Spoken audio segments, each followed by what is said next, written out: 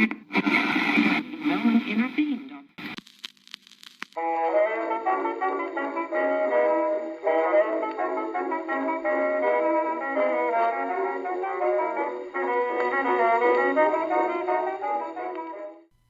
Happy autumn greetings, everyone.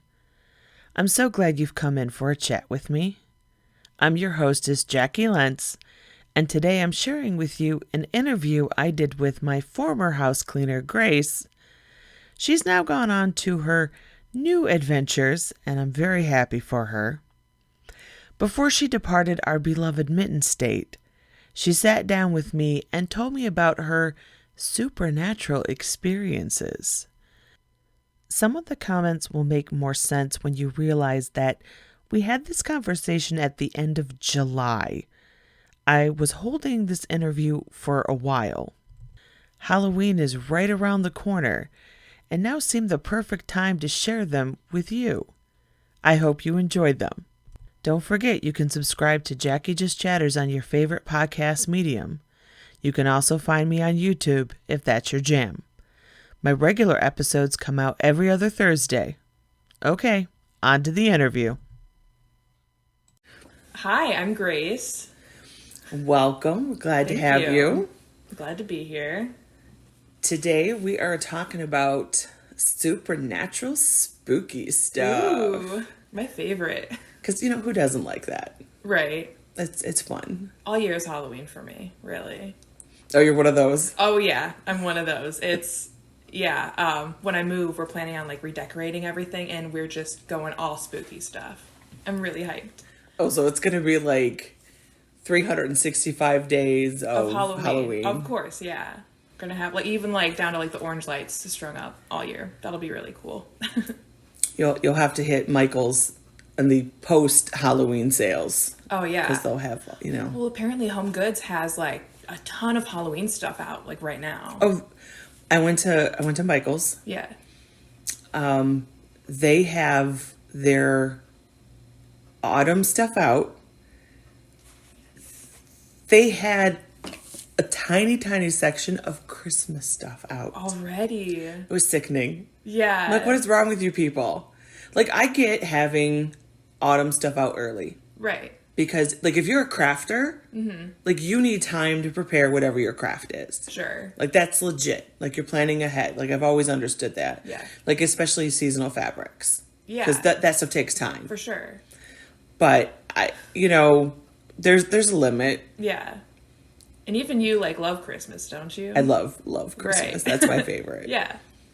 Yeah, that crap stays up for a really long time. Mm-hmm. Yeah, for sure. But even then, it's yeah, it's a little much having it up right now. No. And to me, I'm you have to do that personal. Right. I will start listening to Christmas music exceptionally early, but I keep it just to me.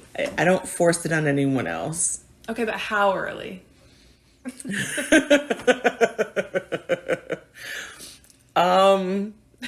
Okay. Christmas music could be listened to at any point of the year, depending on my mood. If I need cheering up, I might just put that on. Okay. It's quite possible, during the summer. Okay. It just depends on my mood. It'd be interesting. I probably have 10 hours of 10 hours. Oh, easily. I didn't know there was that much Christmas music. Oh, there's so much. Okay. There's I'm tons. intrigued. There's quite a lot of spooky music too. Oh yeah, for sure. I have a playlist on my Spotify. Just Okay, ready to go. all right. See, the notes shape my Christmas. You have a spooky playlist. I do, but I don't listen to. Well, I can't say that. Yeah, I can't say yeah. I don't listen to it throughout the year. Sometimes I'm just in the mood to be spooky, See, exactly. Yeah. Okay. Sometimes you get in touch with that. I want to feel that. Yeah. Those feelings of that season, and it's not that season, and then you're I have to have that. Right. So spooky time. Right. Oh yeah, back to spooky time. Yep. So you have had some supernatural experiences yourself. I mean, yeah, I suppose so. Nothing too crazy, but just situations where I didn't feel alone, and then other people have backed that up afterward and been oh yeah, that was That was a little supernatural, I think. Okay, lay it on me. Tell us your story. Okay, all right. So this happened, this was quite a few years ago. I think I was still in high school.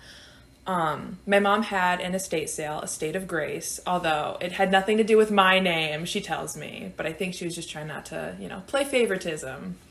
Because I have 9 other siblings. So, oh, wow. Yeah, that's fun.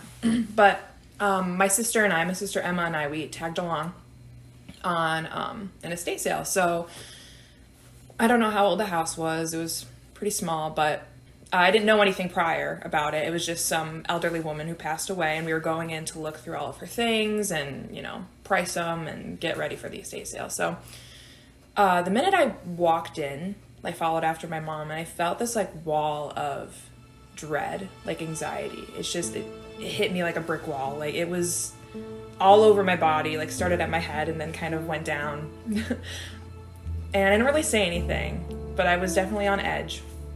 So we started in the living room, and we kind of went through her rooms, and it was just, it was what you would expect. Everything was still in its proper place. We were there to go through it and mark it and, all that. You were the prep team. Right, yeah. So it was just odd how we went through, and all of her, I remember going into the bathroom and all of her perfumes were still laid out, and her bed was made, and everything was just as she'd left it. And as I went through the house, I felt that anxiety kind of waver a little bit in some places and then get stronger in other places. And as we approached the kitchen, I felt really just uncomfortable. I didn't know why. And I did tell my mom at this point. I was like, I feel kind of uncomfortable. And she goes, well, we're going into the basement soon, so you can stay up here if you want. I go, absolutely not. I go, where's the basement? And I turn, and it was weird how past the fridge, you didn't see it when you walked into the kitchen, but you look to the right and there's the fridge, and then past the fridge is the doorway into the basement. And I felt that was odd because I felt the most unease there. So anyway, I go, well, I'm not staying up here by myself. So I follow my mom and my sister, and my stepdad had gone too, and we all go downstairs. And it was the strangest basement I think I've ever been in. It had multiple chambers. So it opened up to this big chamber, and then you move forward, and then off to the side, there was a little chamber, and you go in there, and it was a playroom. And it looked kind of frozen in time. There was a little tea table with this tea set on there. There were dolls in the seats. Kind of creepy. There were piles of blocks that were looked like they had just been toppled over. There was a rocking horse that my mom found kind of weird. It was interesting. It was just all kind of frozen in time there. I assumed it was for her grandchildren or whatever, but anyway, we kept moving on. There was a third. The dolls were playing with the toys. Oh yeah. Yeah, apparently. Yeah, so we kind of moved past there. I felt really this festering in my gut when I went down there. And it lasted the entire time I was down there, so that was really cool. We went into this third room, and it was just kind of hardware and extra tools and boxes and stuff. But we went to the main chamber, and we started going through things. And that was when we were going through things, and I still felt that discomfort. There was something there, and I wanted to leave. I wanted to leave so badly. But I was going to tough through it, I chalked it up to I have social anxiety, and I have general anxiety. So all that, I always brush things off and say, well, it's probably just my anxiety acting up. But we were going through things, and my mom is in the corner, and she pulls out this old wooden Ouija board. Yeah, out of nowhere. There were these lamps and boxes, these normal old lady stuff. And my mom's like, oh, hey, look at this. And it looked old. It wasn't one of those toy Hasbro things. It was, I don't know, it looked used. And that was when we were all kind of whoa, let's go upstairs. Let's go back upstairs. We're not going to stay down here for much longer. So that was just kind of a weird experience. And when we left the house, I felt this weight was lifted off of me. After the fact, I talked to my mom about it, and she told me that she was also at unease the whole time, and she didn't want to tell me, I guess, to freak me out. But yeah, she felt the same thing, and I asked my sister about it, who was there, and she also felt really weird. So that was cool. So all of you guys were freaking out. But silently, like individually, we were freaking out, and we didn't want to tell the other person because we didn't want to freak the others out, or we were chalking it up to whatever. So what were you feeling? Was it just... Did you feel like you were being watched? I felt like there was something else there. And when I was alone and, I asked my mom if I could, like, explore the rooms a little bit. When I felt like I was getting to know this lady, I felt kind of like I wasn't alone. Like there was something else there that I couldn't see, and that was what was kind of freaking me out a little bit. But did it feel mean, or just that you felt a presence? It didn't feel mean, didn't feel malicious. It just felt like I was being watched, and that made me a little anxious. But I don't know, the closer we went to the basement, something felt not right. Like it was more than being watched. It was like I felt like I didn't belong there, kind of. Like I felt like I shouldn't be there.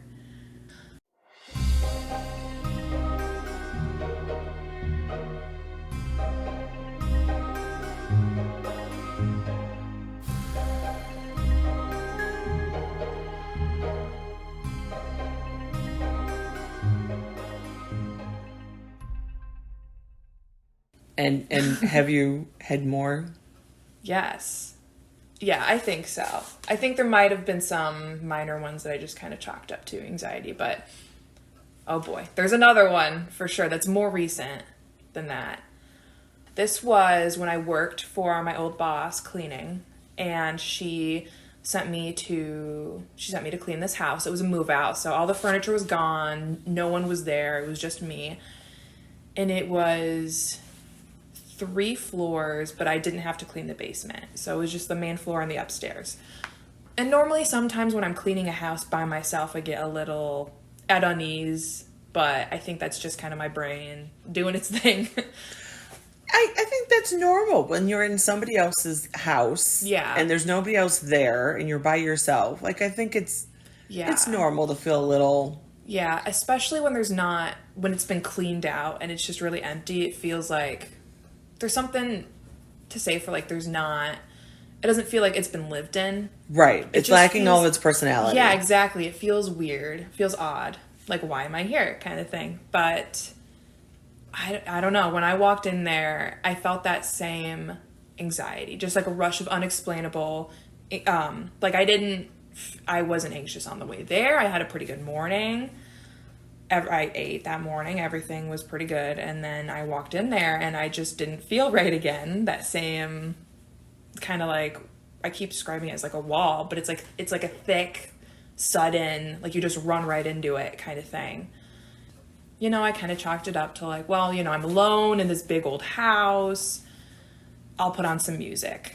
That's fine. Absolutely. Yeah, of course. Like I always do. So I just put the one earbud in. I started upstairs. And upstairs, I felt it was more than anxious. I felt definitely like I was being watched. Like I felt that I had to keep looking over my shoulder in that house. It was okay. It was there's something in the corner. I could feel something behind me. It was really odd. Like that feeling of eyes watching you. Yes, exactly. It was just so strange. And I kept looking behind me. I kept hearing little noises that I could have been making up. I was telling myself, well, it's the house. The house is really old, or I'm just hearing things. Right. But it was enough that I felt like I had to turn off my music and listen at some points. Oh, okay. So This is serious. Yeah, now. It was serious. But I turned my music off and I listened, and there was nothing. So I was like, okay, whatever. It could be part of my music. It could be the house, whatever. So I play and I cleaned. And I felt kind of better when I had the vacuum on, because if there were noises, I didn't hear them. Right, you're hearing nothing but the vacuum. Yeah, exactly. But I still kept looking. It was weird. I felt like I had to keep looking everywhere, like watch my step kind of thing. Yeah, I cleaned that top floor. The top floor is where I felt most uncomfortable. And then I went downstairs and I cleaned that, and I pretty much I wanted to do my quality work. I always have a standard of quality, but I also wanted to get out of there as quickly as I could. So I did as thorough a job as possible and just kind of rushed a little bit. I was like, I don't feel comfortable. I feel like I'm still being watched a little bit.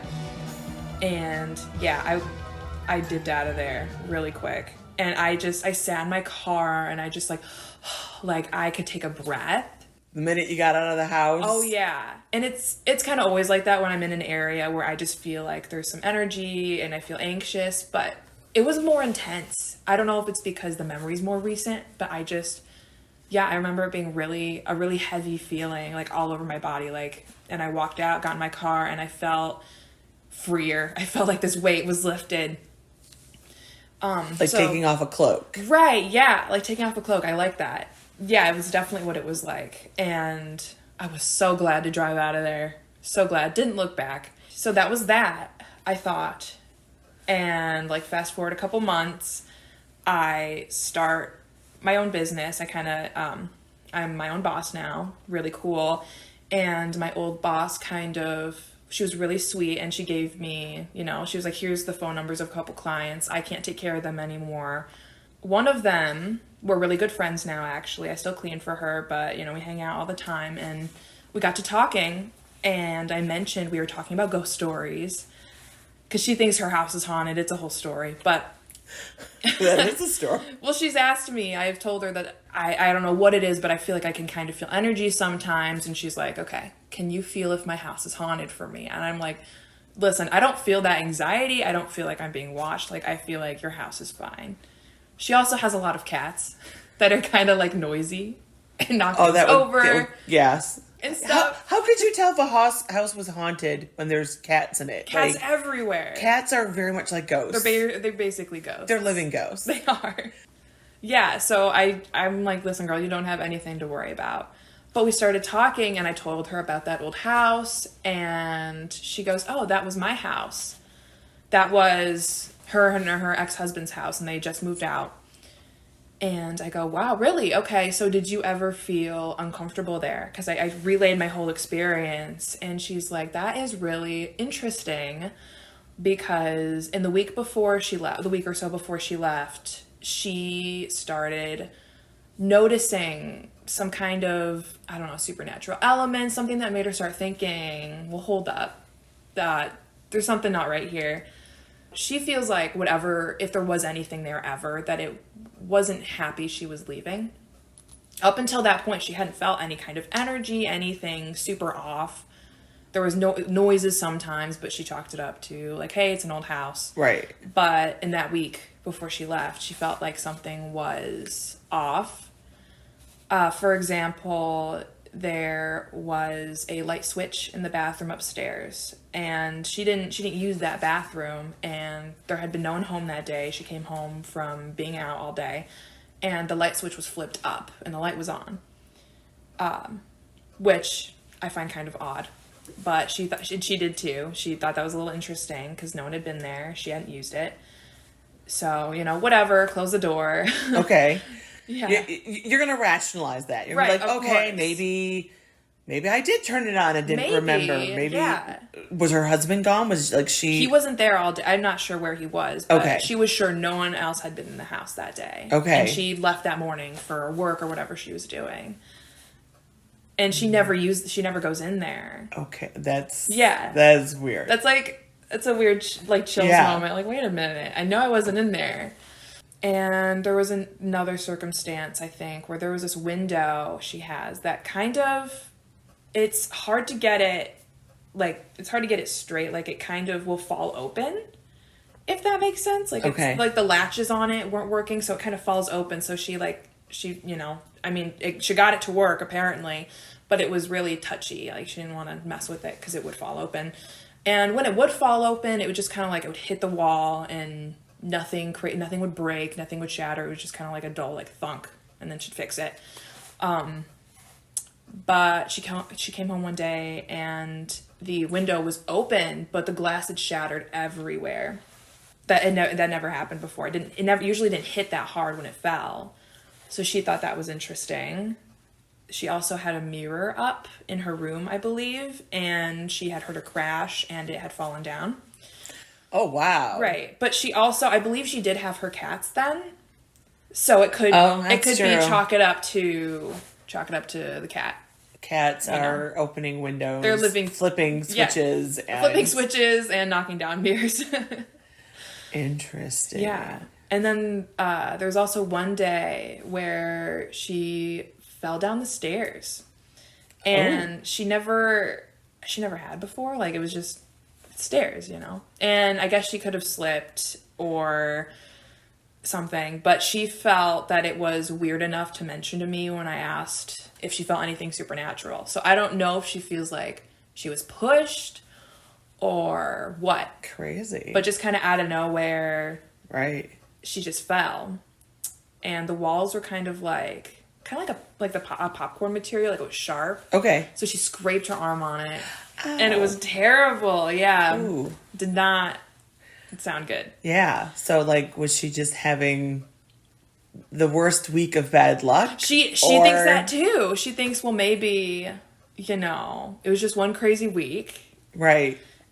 Or it was something. Was there something going on with the house? And then it just kind of maybe stayed there. I don't know. Interesting. Yeah, but I think it's weird that there would be, you know, not really any sign of anything for a while, and then out of nowhere, when she's thinking about leaving, then some kind of activity, something gets riled up. Who knows? Yeah, I don't know.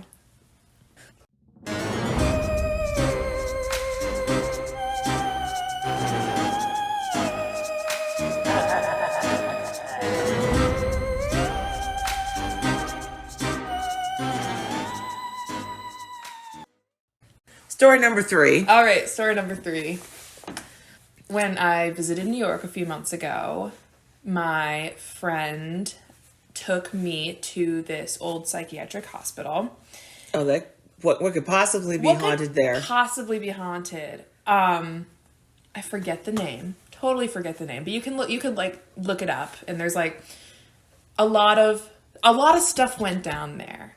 There was a lot of experimentation with young children. Oh, yeah. Oh, really happy stuff. That was where the first polio vaccine was tested as well, I believe. Tested on people. Okay, well, you know, what else are you gonna do? But yeah, anyway, it was huge. Like, there's a huge stretch of land, and scattered across it were all these different buildings. We weren't supposed to go in there, but so, of course, you respected totally that and didn't go in the building. Oh, for sure. But, you know, things happen. Yeah. Things happen. And you end up in the building. As you do. As one does. And there were a lot of them, for sure. We went in a few with old spring mattresses in there, and there was glass everywhere, and it's not very safe. It sounds very safe. Yeah. There were lots of cubbies, though, with old names written in there, and like little messages from patients, people who were there. And it was really interesting to see. So we went in a few of those buildings. There was graffiti everywhere, and I was pretty upset about it, because of course there's people walking through there all the time, but it'd be cool to see like the original, as close to the original state as you can get to see it in. We went in a few buildings, and then my friend's like, hey, let's go to the morgue. Oh, gosh. Let's go to the morgue building, which was quite a bit far from where we were at. So it was a little hike, and there were trails, you know, weaving through the building. So you could walk your dog, go for walks. Could totally do that. Walk your dog through a haunted...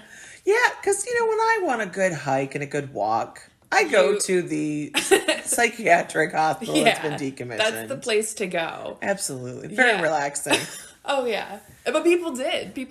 I saw one woman walking her dog, and she was having the time of her life, I guess. I don't know. Yeah.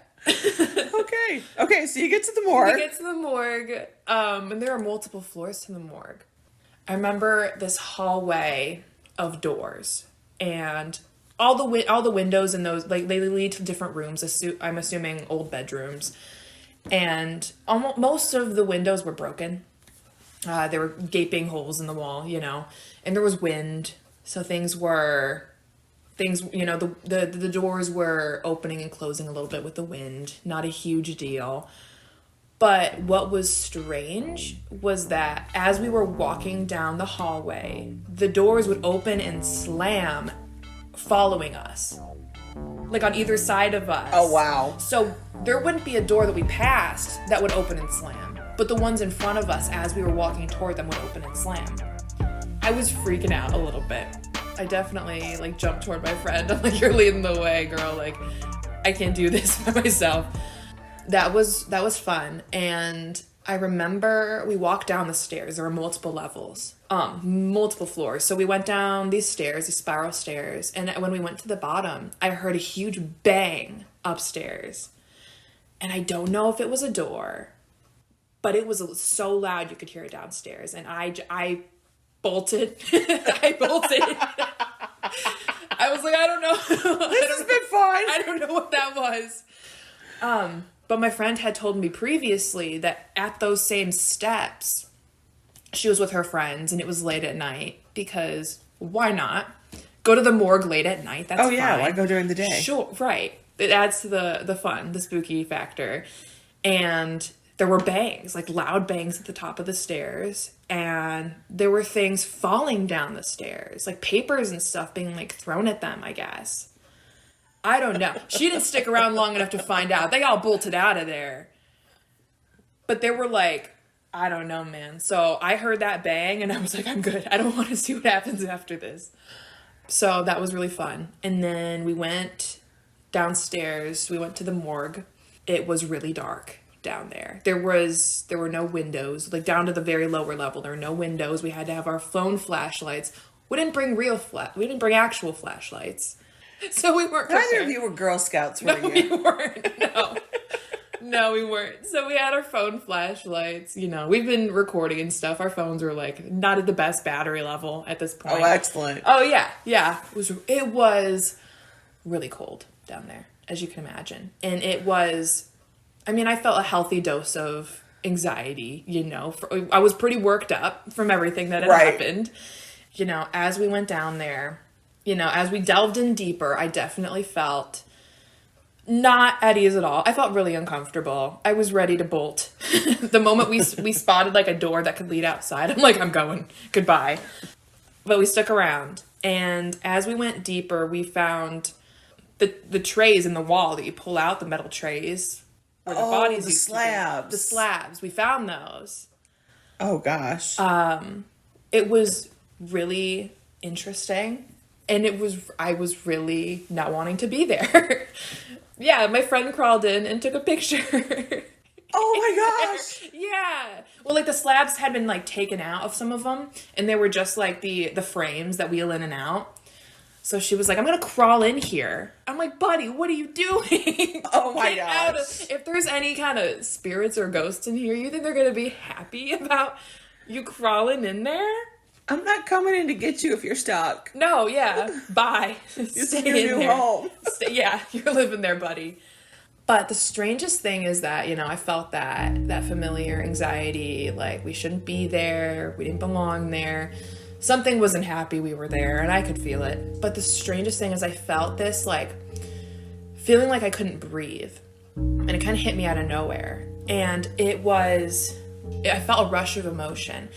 I started to cry. Just a rush of, sadness, sorrow. I felt I was really upset for no reason, And my sister was actually there for this trip.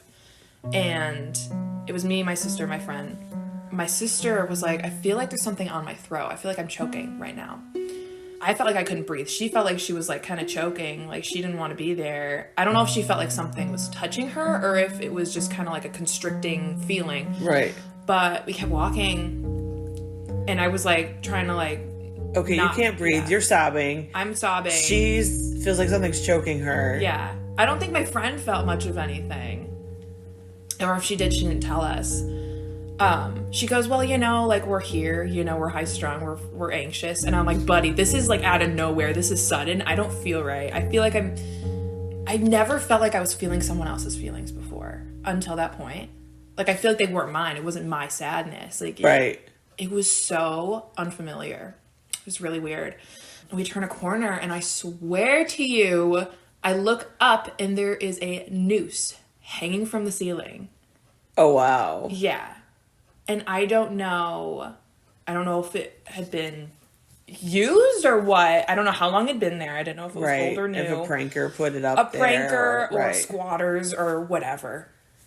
But I thought it was really strange that we felt those feelings all of a sudden and we turned a corner and that was just there.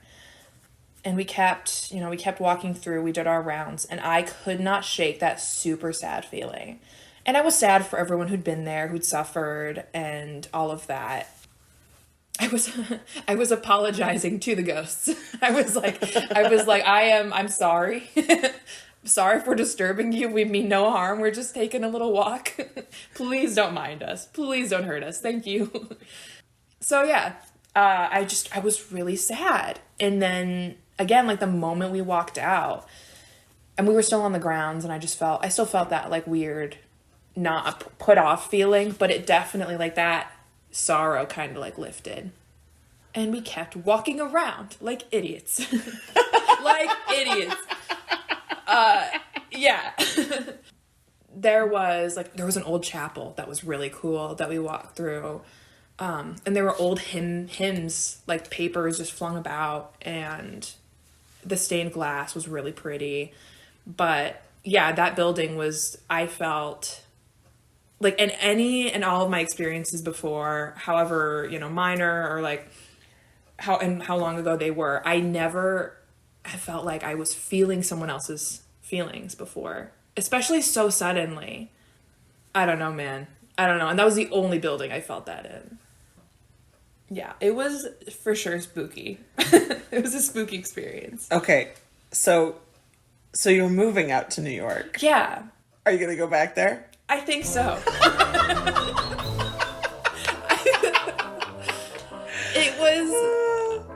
It's going to be a mistake, for sure. Bring a flashlight. I'm coming. I'm going to be armed to the teeth with crosses and flashlights and holy water. And I'm going to be prepared. It's so uncomfortable. But it's so, I can't get enough of it. Like, I don't know. It's so weird. Well, it's you so can have weird. your spooky 24/7. I know, I guess. You can have it all year round. Yeah, and that's what I want. That's what I'm looking for. So, oh, and the house I'm moving into is allegedly haunted. There you go. But, yep. That'll be a treat for me. Yeah. It really will be Halloween all year. Maybe you'll have all new experiences. Oh, not in my house. Not where I'm sleeping. Oh, that's awful. I can't wait. You might be back soon. I might be coming back soon. Listen, Jacqui, it was too much. My house was haunted. I can't deal with it. Well, thank you for sharing your stories. Of course. That always like to have a nice spooky story. Spooky. Yeah, I always love reliving the scary moments. It's worth it for the listeners. So. That's right. Yeah. Hopefully they get a kick out of it too. Yeah, hopefully they get to experience it with me. That's right. Got to bring you all on this scary, spooky ride. So. Thanks for joining me on this audio adventure into the unknown. I hope you'll be back for my next episode. Until then, I wish you well.